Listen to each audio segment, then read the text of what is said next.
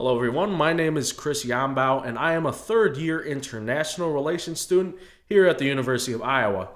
I, along with my group members Navi and Kathleen, are going to speak to you today about the admissions functional area of higher education student affairs. Our goals for this lecture are to briefly introduce you to this focus area. We will give you examples of the typical job qualifications and duties, identify the core competencies related to this area, give you potential job trajectories to pursue in the future, and finally outline some of the more pressing issues and topics that admissions face today. All right, so to begin, we'll talk about admissions as a whole. According to College Board, the primary objective of admissions is the, and I quote, targeting and recruiting of strong candidates for your institution. This involves data assembly and analysis, effective communications, and a robust, efficient admissions process.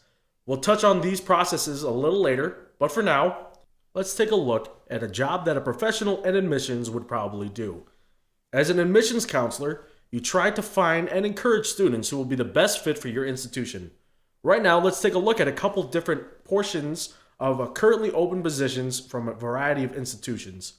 Here's a typical job description brought to us by the Northern Arizona University, a mid-sized public research institution. The job description reads as such: Admissions Counselor. This position serves as a member of the admissions team in the Department of Undergraduate Admissions. This position is primarily responsible for recruiting students to achieve enrollment goals. Next, we have the University of North Texas at Dallas, a small public university. This position contributes to increasing the population of college-ready, admitted and enrolled undergraduate students, including a strong focus on underrepresented students from early college, high school, ECHS, advanced placement, AP, dual credit, DC, and interbaccalaureate, IB, through the use of the following methods: identifying and building a pool of prospective high school students with an assigned recruitment territory, developing a territory recruitment plan, coordinating travel schedules, and completing assignments. This individual will assist with college-ready initiatives aimed at increasing the preparation of high school students in conjunction with the offices of college readiness and undergraduate recruitment and admissions. This position reports directly to the Assistant Director of Recruitment and Admissions. Finally, we have a job description from the University of Notre Dame, the large private research institution. The EMBA Admissions Coordinator is responsible for engaging with potential applicants to the Notre Dame Executive MBA programs. The EMBA Admissions Coordinator will build relationships with prospects through multiple channels, including phone, email, walk-in visits, and tours and events. This position acts as an integral part of the admissions team, helping to evaluate prospects and provide valuable feedback on potential candidates. Key qualifications include superior customer service skills, empathy, diplomacy, strong communication, attention to detail, flexibility, ability to work independently and as a part of a team, knowledge of the executive MBA curriculum, and the passion to be an ambassador for a world-recognized executive education program. While different in description, the qualifications of the position are more or less the same: a bachelor's degree and 1 year of college readiness, student services, student affairs counseling, advising, or related experiences.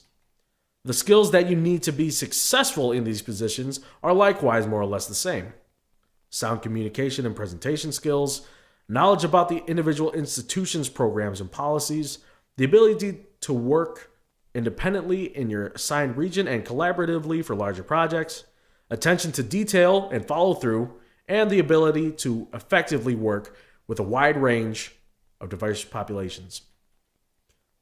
Training primarily consists of acclimating to your institution, learning policy and demographics of your institution, and learning the demographics and issues of your assigned region. With this overview of admissions and a brief job description of admissions counselor in mind, I'll turn this over to Navia, who will talk about professional competencies. Hello, my name is Navia. I'll be covering the general competencies required for student affairs professionals, as well as competencies related to the admissions field. Professional competence is the broad professional knowledge, attitude, and skills required to work in a specialized area. For each different type of area, there are specific skills that one has to possess to be competent. Looking at a list of professional competencies for a job is a good checklist to see if your personality, attitude, and the skills that you gained during college matches up with what is required for a career in that specialized area. For the field of student affairs, the ACPA and NASPA reflect decades of scholarship devoted to identifying the knowledge, skills, and dispositions of effective practice for student affairs educators. The ACPA and the NASPA have determined 10 core areas that they believe student affairs professionals in general should be competent in. I will list out the competencies with a brief description too. All right, let's start. Number 1, advising and supporting. Knowing the theory and techniques of advising and professional development for various cultures, using creative thinking to facilitate others' learnings, and understanding crisis intervention plans. Number 2, assessment, evaluation, and research. Knowing terms and concepts, the value of ethical principles, theoretical frameworks that align with professional outcomes, and interpreting and reporting results. Number 3, law, policy, and governance. Knowing the laws of country or state and regulations that influence higher education. Number 4, leadership. Having knowledge of current practices that promote effective leadership, having self-awareness and continual reflection, identifying your strengths, and having teamwork and interpersonal skills. Number 5, organizational and human resources. Knowing institutional policy and goals, professional networks, and their impact on goal achievement, motivational theories, and policies for ethical recruitment and hiring. Also very important to act with transparency and collaborate with others. Number 6, personal and ethical foundations. Developing and maintaining integrity in one's life and work.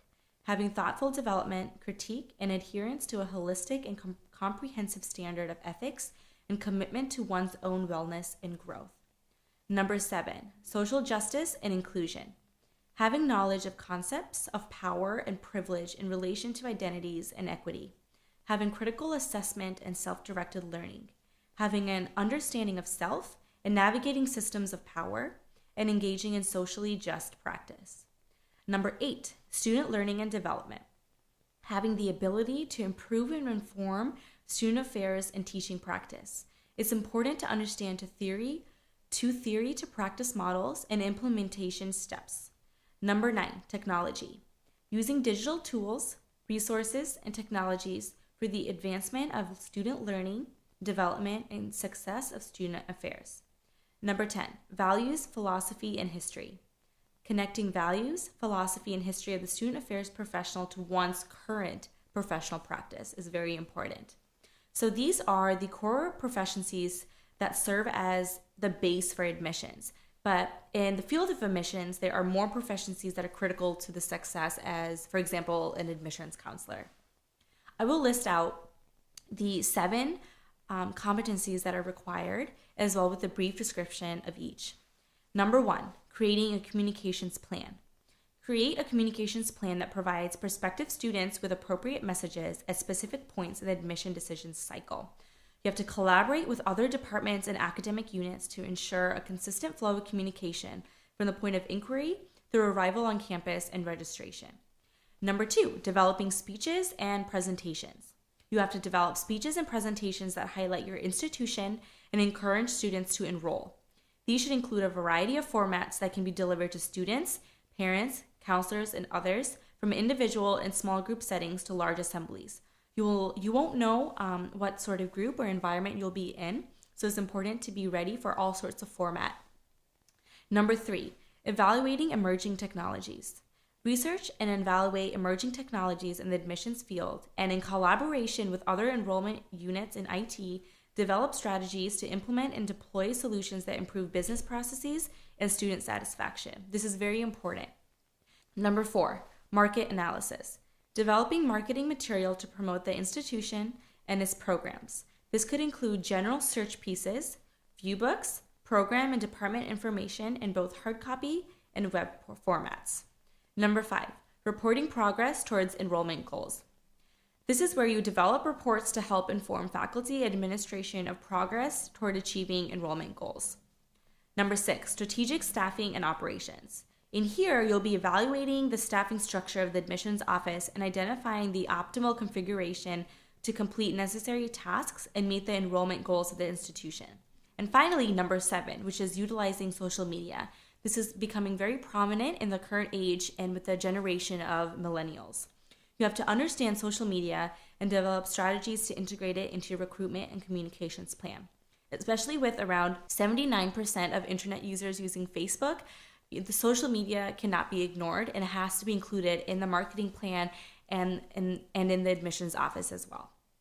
So knowing what to do, which are the professional competence, is extremely vital. However, don't be discouraged from the student affairs or admissions field if you don't have the competencies that were listed.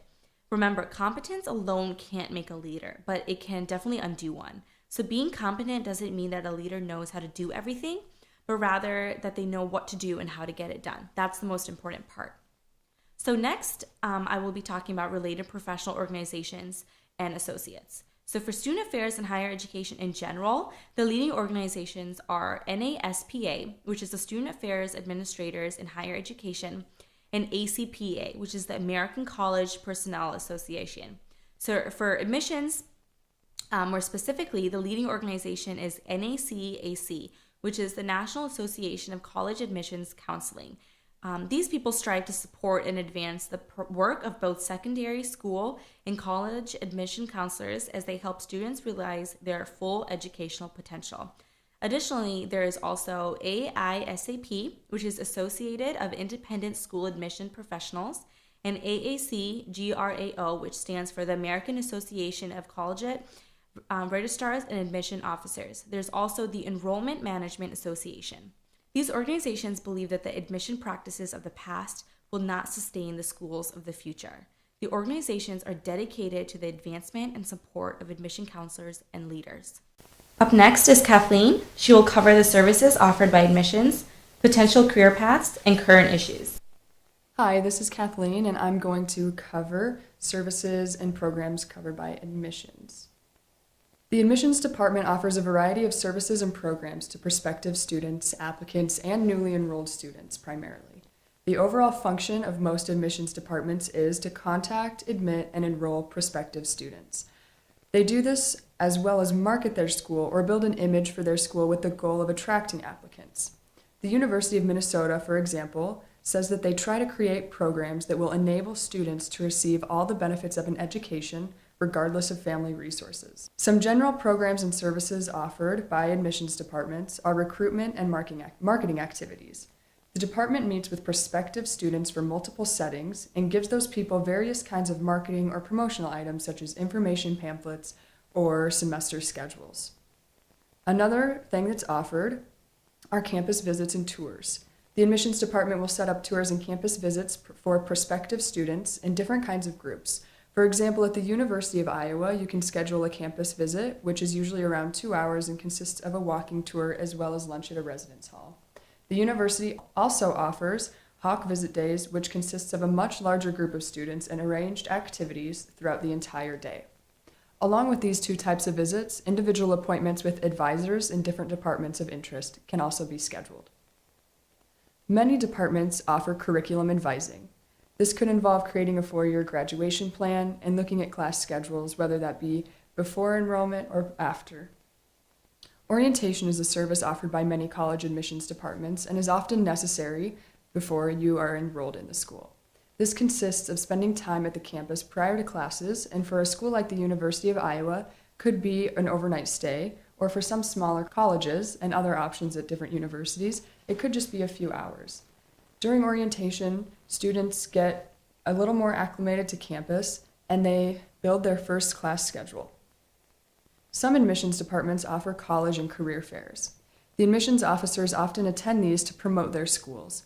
For example, Marshalltown Community College, located in Iowa, hosts a college fair every year. Current community college students can attend to look for transfer options, and high school students from all around Marshall County attend to gather information on colleges and universities in the area.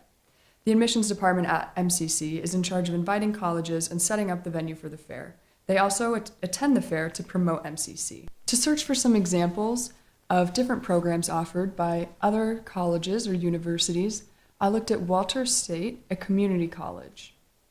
Some of the things that they offer include what we've already talked about, and they also include outreach activities. They describe this as providing consultative services for various educational, business, industry, and civic agencies. This includes assessing organizational needs while also planning and implementing services to meet those needs. They also offer telecounseling. Members of the department contact all individuals who have demonstrated an interest in Walters State on a scheduled basis through both personalized letters as well as telephone calls. They also have a number of departmental and college committees. Staff members chair the following committees: Enrollment Development Committee, Alumni Ambassadors, Senators' Pages, Retention Task Force, Readmission Committee, Business and Industry Task Force, and the Marketing Committee. The college admissions department has changed dramatically over the past years. Admissions officers have been called on to perform very different functions than the ones they had only decades ago. The typical admissions worker a few decades ago was more academically focused, concerned more with counseling students, while today it's more marketing oriented and more focused on that recruitment aspect. It has also become more complex and vital to the university than before. Because of the changing landscape of the admissions department, there are very different titles and career paths now than there were before. One is the admissions counselor. This person recruits freshmen and transfer students and counsels students and parents about admissions and other processes and guides them through those processes of applying and financial aid applications. The chief admissions officer is responsible for the admission of undergraduates, so they oversee a lot of what the admission counselors are doing.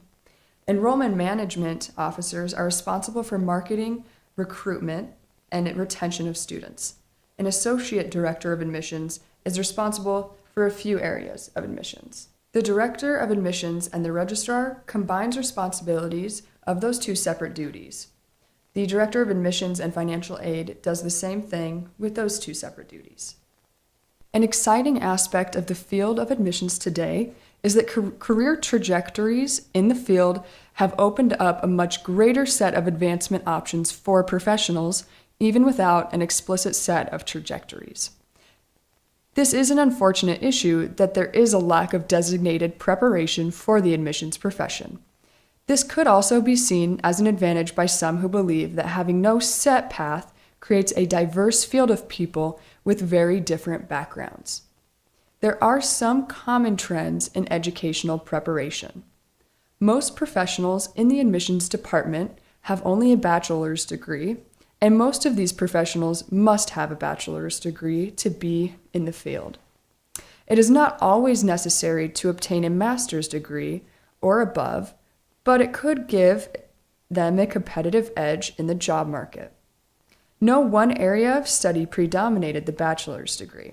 Some common majors were in the humanities and liberal arts. These included social sciences, business, communications and journalism, psychology, as well as social work. There are many other undergraduate degrees that professionals have obtained, so it seems that there is no clear undergraduate degree that would best be suited for an admissions professional. Many professionals actually decided to pursue a graduate degree after they had decided to enter into the field of admissions. For graduate degrees, education was a very dominant area of study most of these professionals pursued. Business, the humanities and liberal arts were also commonly reported master's majors. An important aspect to those who work in admissions is experience in student life and admissions. This could come from previous work experience or experience as an undergraduate student or a graduate student. These things could include being a tour guide, a residence hall director, directors of student life, and student assistants. Some professionals also reported that being involved in college athletics gave them connections that prospered an interest in admissions. Not only did professionals report the importance of these factors in contributing to their desire to enter into admissions, they also accredited them with helping themselves get set for applying to jobs and being competitive in the job market of admissions. Some other things that affect career trajectory include going into admissions from another field. Those who did this usually started in higher positions and were more knowledgeable on the field and opportunities for advancement compared to people who had no prior experience. This was especially true for those who were serving in other positions on campus. Many professionals reported that after they gained work experience, they were considered for more positions than they were when they had come just from school. Some past careers that many admissions professionals come from include working in other college positions. These would include financial aid, faculty administrators, being advisors, and general student affairs professionals. Some other careers included sales, psychology, public relations, and marketing. So from this, we can gather that there's not necessarily one career that you can go into that would prepare you more for admissions, although working in the same job on that campus would be more helpful than working somewhere else. From all this information, the summary we can gather is that there really is no clear or simple career trajectory for admissions. One can major in a variety of studies as an undergrad, and it will certainly be helpful to obtain a master's degree. The best master's degree for the profession would probably be education. It also may be best for one to start in a different position at a campus or a totally different but related career that will put some experience on their resume. This unclear trajectory may be considered beneficial for diversity of backgrounds, but it certainly presents some current issues in the field of admissions, which I'll talk about next. Now, because the career paths in admissions have been changing so much, there are some current issues that have arisen because of that. A current issue in the area is that it's ill-defined.